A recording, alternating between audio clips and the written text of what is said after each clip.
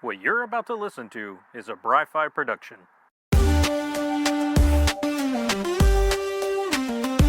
Yo, it's Bry-Fy coming live through your Wi-Fi. One-man show, but I'm feeling like a sci-fi. Comic books, video games, catching them all. Pokemon cards stacked, yeah, I'm ready to brawl. From Marvel to DC, I break it all down. Nifty nerd news, got the geeky rundown. Pop culture hits, movies and shows. I stay in the know while the fandom grows. So plug in, tune up, press play, let's ride. This is the Bry-Fy, baby, welcome to the vibe.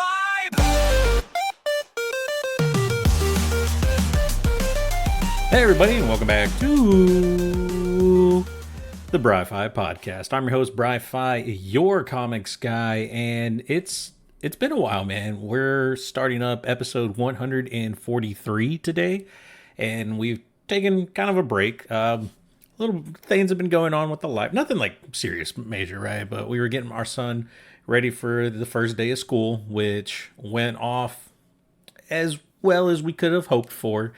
And so, there was a lot of prepping in that because our son is autistic. And so it's different, right? Like people who are parents of autistic children know that some things where with normal or I guess, what is it? Atypical kids? I can't remember what the term, and normal kids, I guess you could say, are kids that don't have the same challenges that my son have. You can kind of like say, hey, man, school's coming up. Get ready. And then like, hey, school's tomorrow. You better go to sleep. Those kind of things. With RJ, to make sure he doesn't have a completely horrible time for his first day of school, we had to start preparing like weeks, 2 weeks in advance, put it on the calendar, do like countdowns, like make sure he knows like, hey, this is coming no matter what you do. And of course, as much as he fights it or whatever, but like at the very least, he accepted his fate, right? And then come to the first day of school, we take him to his drop off spot at the school he goes to, and yeah, he was upset. Didn't vocally cry or anything, but you could see tears in his eyes. But compared to the years prior, where yes, he would actually have like meltdowns or actually start crying and screaming, like, don't go, like, don't leave me. Like, he was sad, but he walked in, I think it also helps he has the same teachers this year versus what he went through, I guess, like the previous couple of years. Like, this is his second year at this school, I believe. Yeah, second year at this school. And same classroom, same teachers, same paraprofessionals, which is great. And like, so it was kind of like a nice little homecoming. We'll get one more year at this school before he has to go to a new school because of his age. So I'll be worried then, but at least for the next 2 years, I'm fine. I'm happy, right?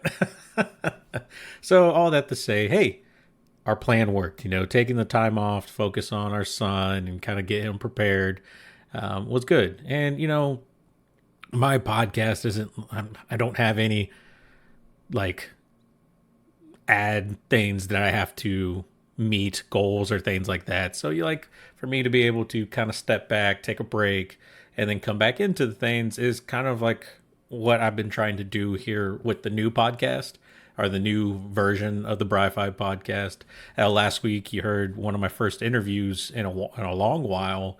And so that was a lot of fun, and hopefully I can bring more interviews to the show.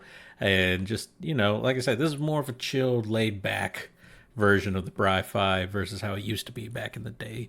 And hopefully you guys enjoy it, man. Hopefully you guys are along for the ride and having fun with it when it does pop up in your podcast reader app, catching app, or whatever.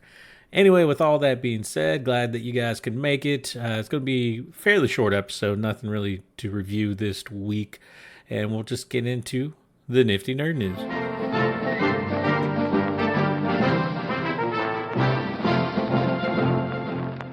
All right, guys, up first in the Nifty Nerd News, a kind of a tragic story, but also I don't know, man, there's a lot of layers to this one.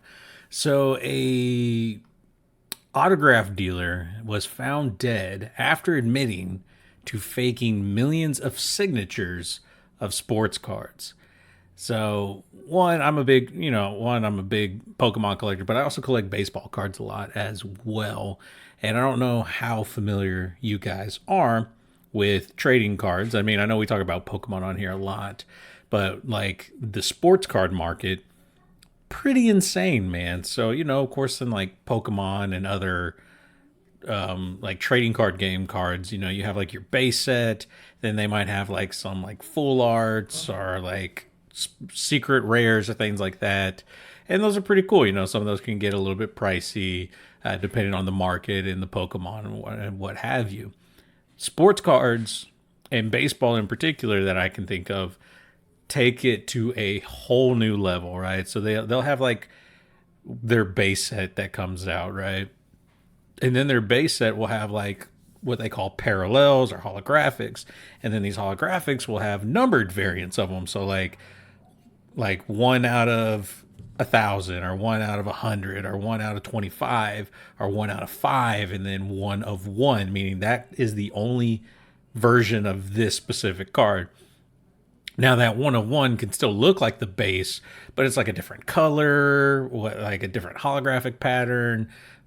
You can be autographed. Typically 1 of 1s are autographed. And so those can go for quite a lot of money, depending on the player, and, of course, the condition of the card and whatever. And then if it's graded or not. So like I said, sports cards takes the variant and rarity to a whole new level when they produce only X out of whatever. Now, like I said, it's still like the same picture, but the holographic pattern things are different on it. But that'd be insane for like Pokemon to be like where they would, I don't know, it would be like a shiny variant. Like say like, hey, here's the base Bulbasaur, but we're going to do shiny Bulbasaurs, but we're only going to print like 150 of them. Right, like a shiny variant, and then there's an Alolan variant that's only 1 out of like 500. Like if they started doing that, people would lose their freaking minds because the whole point of Pokemon is got to catch them all, right? And so if you're telling me that there's only a 1 of 1 of a Meowth, that I don't even fucking care about Meowth, but I gotta have all the Meowths, right? And so like that's sports cards, and that's why like I definitely have. Like, I don't know. I have my limits with baseball cards. I only collect Houston Astros because it's a team I like a lot. I love. And, I don't get too attached to like having autographs or numbered stuff. Now, if I can get those, I'm super excited, right? Like I've been lucky enough to get an autographed Hunter Brown rookie card, which is like one of the best pitchers for the Astros right now, if not the best. I have an autographed numbered Yordan Alvarez rookie card that I really love. It's graded. Actually, I won that in a Facebook raffle, so that was really cool. But like, I don't seek those things. Like, I don't go out to find these cards and try to purchase them because it gets quite expensive. And so, all that to say, like, I can see where the money is. And how this gentleman or this person, I don't know if he's a gentleman because, like I said, he was selling counterfeit autograph cards. His name was Brett Limio. I don't know. He's an autograph dealer. In a crazy admission, he said that he had sold millions of counterfeit autograph memorabilia. Who knows how much money that totaled in. People have speculated that the sports memorabilia market for last year was close to $34 million in revenue. So who knows, right? But like when you're getting with that kind of money and the kind of people that collect cards that are like the crazies like me that have to have like certain things, or like, like look at the kind of money people put into Pokemon now. Imagine like triple that for some sports memorabilia. And because these are like real people who really exist and not cartoon animals that fight in video games. But like, you're looking at like drug money, dude. Like, these people are putting in addicted to these things. Like, I don't mean people are addicted to, like, we've talked about Pokemon cards on this podcast and how like I've had to form a group with people just so we can see when the distributor's coming to Walmart, so that way we can ensure that we get some cards, because people are coming into the stores and buying up the lot. Hell, we missed the last one because some woman came in and bought literally everything because our store doesn't put a purchase limit, which maybe I should call them and like demand that they do, because that's insane, man. Like, no one person, and I know it's not like a necessity. It's not something that you have to have. It's a luxury item, right? It's a play. It's something extra. But to take that away from like other kids in our town just because you're helping whoever run a business, or you yourself are running a business, and because you can't get your product from your distributor for whatever reason, now you're taking away from others and other people's chances just so you can sell at two to three times the price. Because like, that's the crazy thing, man. Pokemon cards are still like on the market, not like through retailers, but on the third party market, like card shop stuff. They're still selling this shit for like twice as much as what you can get at a Walmart or a Target or a Best Buy or whatever. But like, these people are literally going to the Targets and Walmarts and Best Buys and buying up the products so that we can't, so that we have to go to them and sell at their marked up prices, which is insane. It's stupid. And that's why I like currently I've kind of like not been buying Pokemon. Like, I had the opportunity at one time to buy some stuff, and I was like, what's the point? There wasn't really cards I was looking for, and like the money, like to put like $100 into probably not getting the card that I want because it's so hard to find. And even then, the card I want was like a $50 or $60 card. It's better just to go buy the card online. And so that's where I'm at now with Pokemon, is I'm just buying the stuff online. The market's way too crazy that it's just not worth it, man. It's not worth buying sealed Pokemon product. Now, all that saying, like, as much as I hate this woman that came and bought all the Pokemon cards in my store, I'm not going to track her down and kill her. That's insane. But this guy who has probably swindled people out of millions of dollars, yeah, someone tracked him down and killed him. Like, now, granted, I don't believe murder is a viable option, especially in something like this, where it's trading cards and things like that. But he definitely should have been punished and brought to jail and things like that. It's just insane, man. Just be careful with what you're doing out there, all right? You never know who's who's going to be upset with what you're doing, man. That's why like me, like, if you ever see my booth and I'm at like an event or anything, we'll really only do it here in my hometown at the downtown market days. But like, I do packs of 18 cards, Pokemon cards, for $2. It's cheaper than anything you're going to get out of sealed product. I do put full arts and like EXs and things in my packs too. So you have the same, if not a better chance of getting those cards pulled. I know, like, with the newer packs I've made, like, I'm not making a 18 card booster or mystery packs, what I call them, without an EX or a full art in them. Now, when I first started, I was just trying to get rid of all my bulk and bulk hollows and stuff. Yeah, some of the packs didn't have those, but like now, most of them, if not all of them, have an EX or better inside these packs. So like, your hit ratio is like way up on $2. Now, granted, like, these cards are not worth 40 whatever dollars, you know, they're like $2 to $3 cards, maybe a $5 in there every now and then, but they're full arts, you know, they're EXs. There's something cool where, like, you know, I can't tell you how many times I get a booster box or like a booster bundle or a sticker with 3 boosters in it, and I get nothing. I just get like 2 reverse hollows and a regular hollow, you know. And it's great seeing the kids, like, when the kids open the cards and they get something, like, that's cool. Like, they all freak out, and it's awesome. Hell, I saw an adult do that, and he pulled like a full hour Dundazars or whatever it's called, like the little worm thing with wings, and he was like, "Oh shit, a full hour!" And I was like, "Yeah, man, this is like what it's about, dude." And so, and then I sell like singles too, but you know, I sell at what TCG player sells them for. Some of them I sell a little cheaper, and then like I'm willing to go down on price depending on like what you're willing to pay, you know. But anyway, just, you know, treat people with respect, and most likely they won't hunt you down and murder you.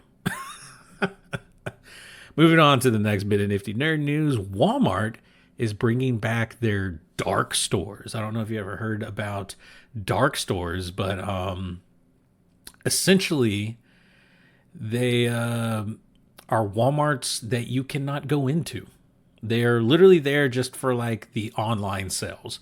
And essentially it's like DoorDash or whatever, whoever delivers your products, right? Walmart delivery or whatever.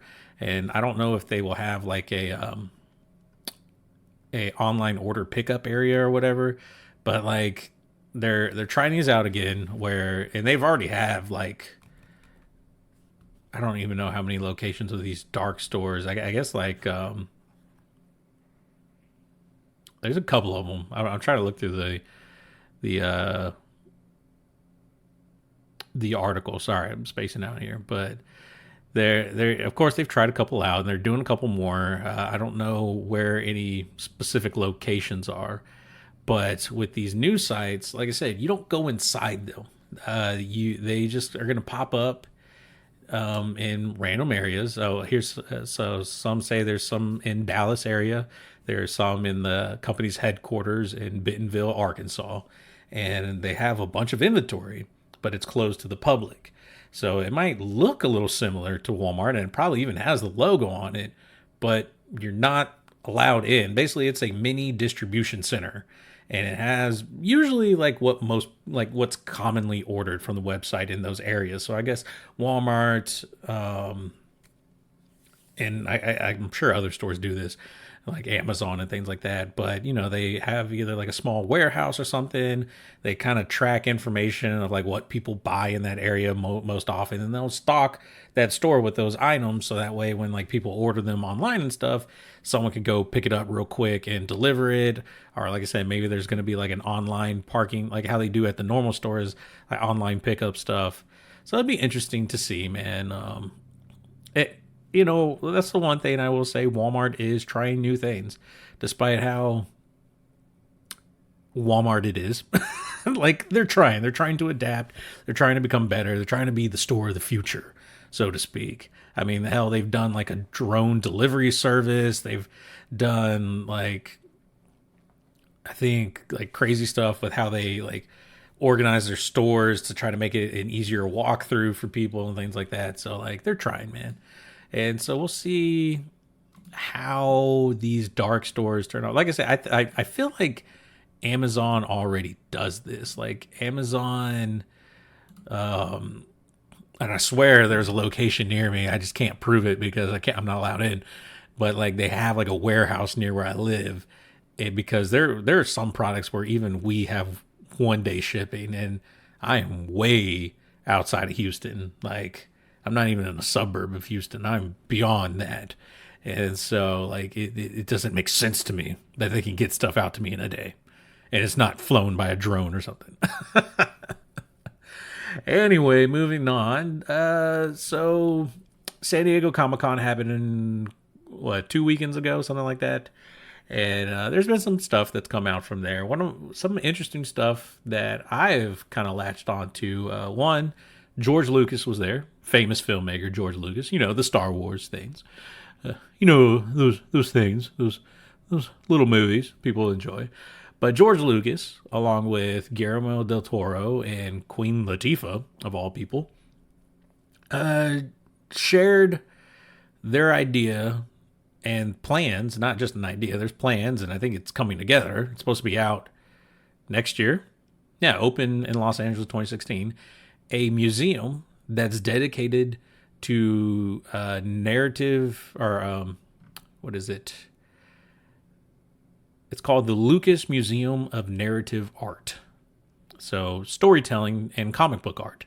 A museum specifically for comic book art and narrative, visual narrative storytelling. And I think this is pretty awesome, man. Kind of sucks it's going to be all the way across the country from me in Los Angeles, but I think this is good. I mean, we like people have talked about, and we've talked about the importance of comic books as a medium and as a tool to tell all kinds of stories, factual, fiction, all those things. And so I think having a museum that's dedicated to that to really showcase the importance of that is great. I'm really behind this idea. I like it. I think it's going to be really cool. They've shown designs for it. It looks really space agey, like something out of Star Trek in the way that it looks. It's got looks like solar panels on the roof along with like a grass garden. So it looks like it's going to go for like a cool, I don't know, man, like a cool space green earth type feel to it. I don't know. It looks pretty awesome, dude. And it looks like some of the highlights from here. It says, one, George Lucas presented new details about the upcoming museum at Comic-Con. The Lucas Museum of Narrative Art will open in Los Angeles in 2026. It positions comic books and narrative art alongside traditional fine art. Works like Jack Kirby, Mobius, Norman Rockwell, and Frida Kahlo will feature at the museum, and the designs reflect the continuous nature of storytelling. Those are some of the highlights from there. It's pretty cool, man. I would hope that not only do they have this location, but they do like a traveling show where they'll visit other museums and stuff, so that like other people who might not be able to fly out to Los Angeles to see this can still benefit from its resources and things like that. Moving on, since we talked about, did I delete the, no, I did delete the right thing. Okay. So talking about San Diego Comic-Con, Screen Rant was there and they got to do a round table discussion with, Marvel Studios, which they had some things that they pulled from it, some interesting things to me and things that I would like to share with you guys that they wanted to share with the world. And if you haven't paid attention, I don't know how hip you are to comic book news and stuff like that, but this is something I found and something that was really interesting. So the 15 major reveals on the future of the MCU from Kevin Feige. This is from Screen Rant's Ash Crossan. We'll start from the bottom and work our way up. So number 15, quantity over quality became a key problem. They addressed that, saying that, like, yeah, look, we get it. We tried to put too much shit out. Didn't work out in our favor. 14 was there's a 7-year MCU plan currently. Kevin Feige has 2 more years.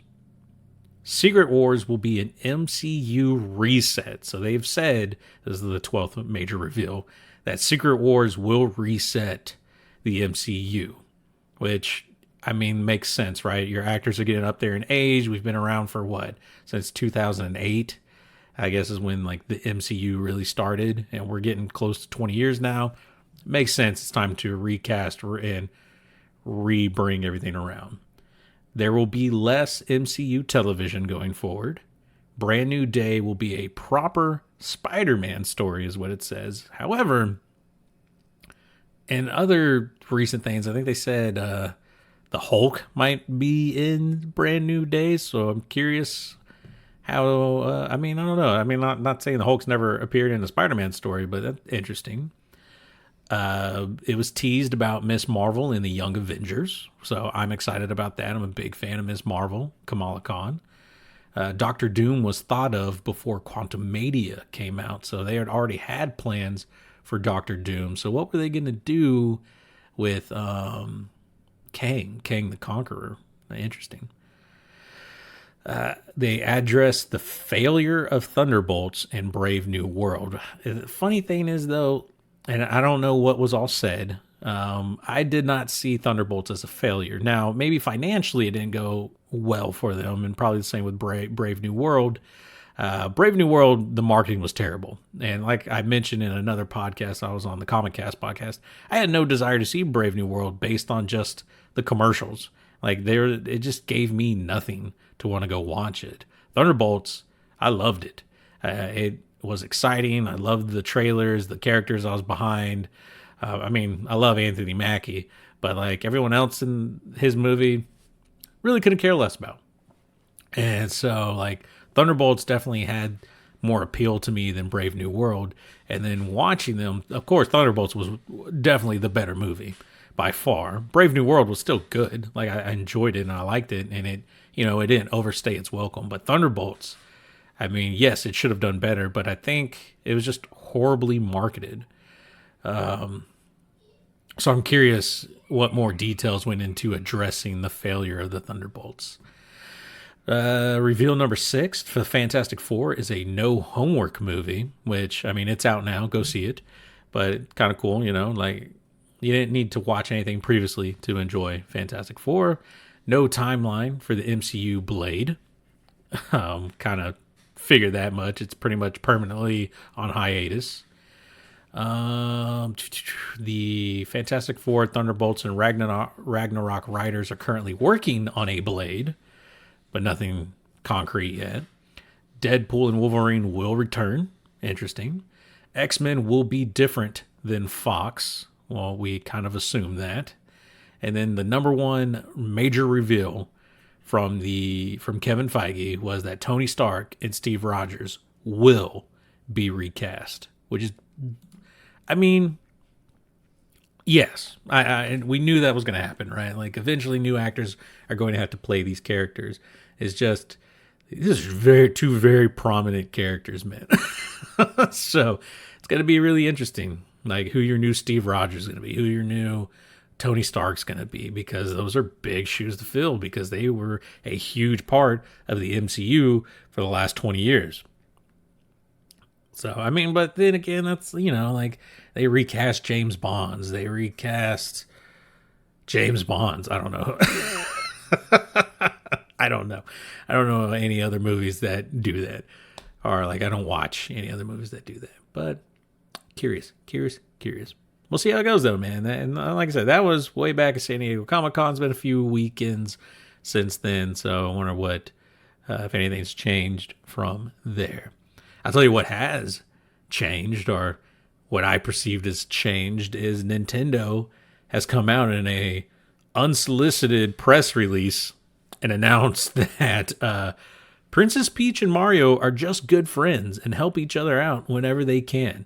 They're not romantic in any way. They're not in love in any way, which, I don't know. The last movie kind of made me think maybe there was something there.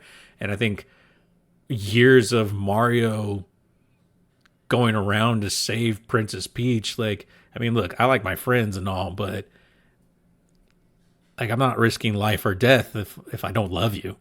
No offense to my friends out there, but like, if you get kidnapped by a giant fire-breathing lizard, yeah, you might be on your own, man. It's just funny that Nintendo had to come out and publicly say that, because maybe they finally saw what Rule 34 was. And I don't know, but it's interesting. It's kind of funny.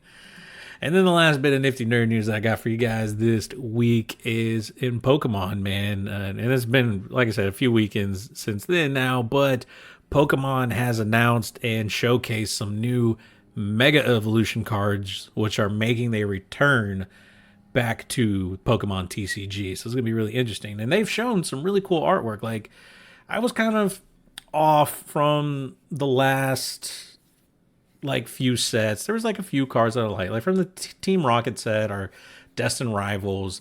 There was an Articuno card that I thought was really cool. There was a, that was pretty much it. I can't really remember what cards from Destined Rivals I really wanted other than that Articuno. And then, like, in the black and white sets that come out, like, nah, there's not really much there. Like, these last few sets, I mean, not that there haven't been cool cards, but just not cards for me. The new Mega Evolution set that's been announced, though, there's some cool looking cards, man. There's some cool looking artwork that I'm a fan of. Like, there's a Kangaskhan card that a Mega Kangaskhan card that looks really cool. I love the artwork on it. There's a Bulbasaur line that looks really awesome. So, like, there's some cards from this new set that I kind of have my eyes on, man. I can't wait to see what all comes out of that. But that's pretty much it, man. That's really all that I got for you guys today in the nifty nerd news. As far as things to review, man, I don't really have much. Big thing for me so far is if you watch anime, there's been a lot of good shows, or like a lot of shows that have been like really fun and interesting to me. And let me look at my Crunchyroll right now. We'll go right here, pull up my watch list right now. Like this year, I am watching 1, 2, 3, 4, 5, 6, 7, 8, 9, 10, 11,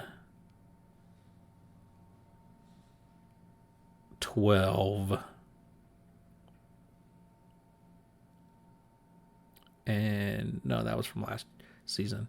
So there are 12 new anime that I'm watching this year, man. And some of them are in their second season, so they're continuations, but some of them are new. Like, I think of the 12 that I'm reading, 3 of them are continuations, so season 2. And but I'm having a lot of fun with it, man. This has been a really strong season for anime this year. Some I was not expecting to like as much as I did. Some that I just kind of knew I was gonna like them, man. Maybe next episode we'll talk a little bit more about them, because they're only like 4 to 5 episodes in. So like, I mean, I have a good idea, but I have an even better idea next week or 2 weeks from now, whenever I do my next episode. Who knows when I'm gonna do my next episode? But having a lot of fun with it, man. So if you're an anime lover, check out Crunchyroll in the new season. There's a lot of cool stuff, a lot of fun stuff. I don't think I'm watching anything too serious right now.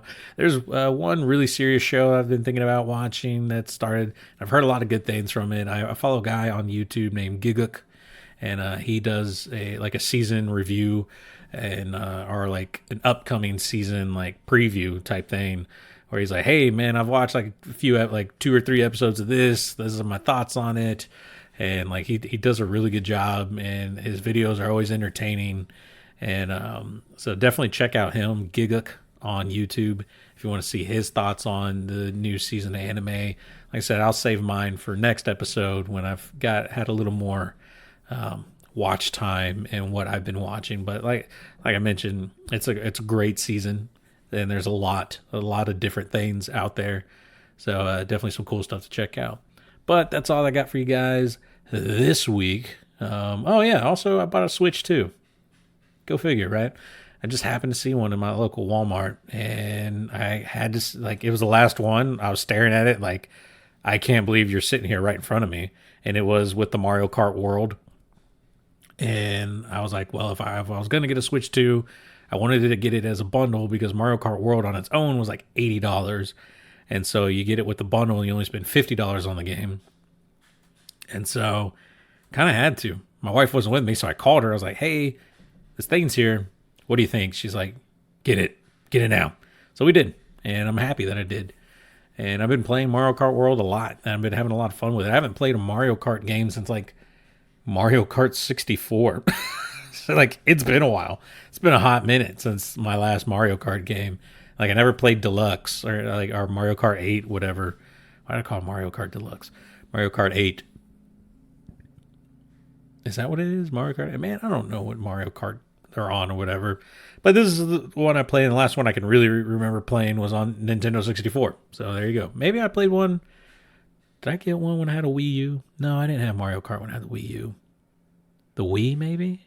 Was there a Mario Kart for? Yeah, there was, because I remember you get the little, like, you put the controller in the little hand wheel, and they got that now too, but I don't do that. Anyway, having a lot of fun with that. What's been really fun is playing like Breath of the Wild, Tears of the Kingdom, and Pokemon Scarlet and Violet. With Breath of the Wild and Tears of the Kingdom, I had to pay, or well, you didn't have to pay. Like, if you don't have the Nintendo Plus expansion, like online thing, you have to pay for them. But if you pay for like the expansion online service, which means you have like all the emulator stuff that comes with the Switch and all that, you got these upgrades for free. But I got the Breath of the Wild and Tears of the Kingdom upgrades for Legend of Zelda, and then Pokemon Scarlet and Violet, it was just an automatic enhancement, because like now it was a good system playing this game, and the uptick in quality is night and day between these three games. Like, Pokemon is like the most jarring in how much better it runs, which is insane.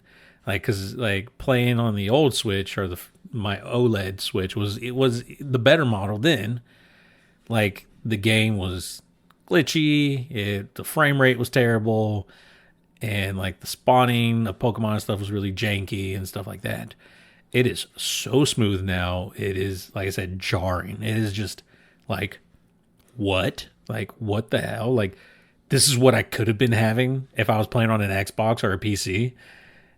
And so, I mean, that only just goes to show the quality of the Switch 2.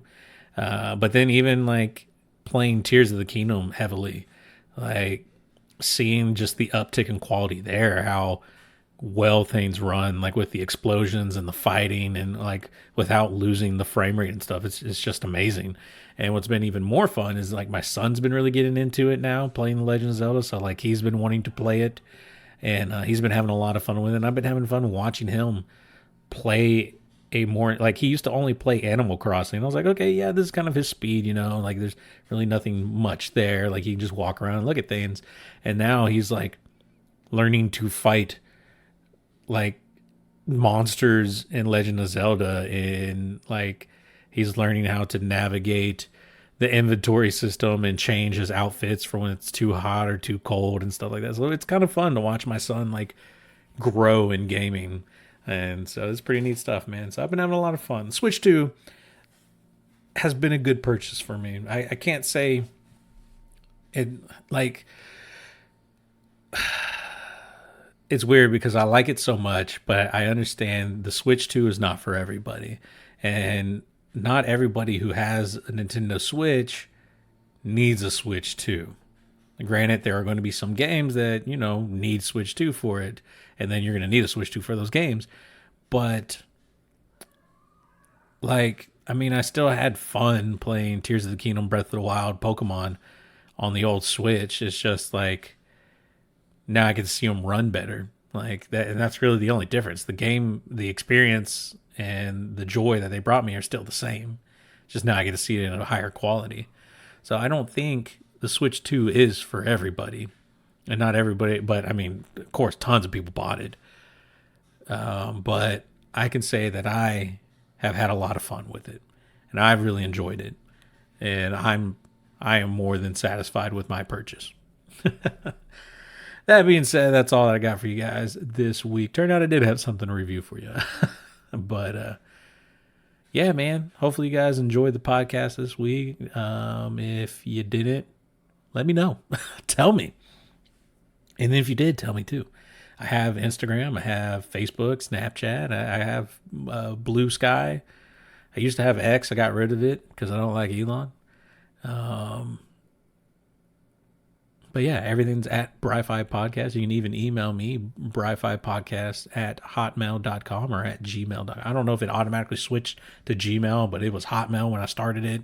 I don't know what it's doing now. But that's all I got for you guys this week. We'll see you guys next week. Bry-Fy out.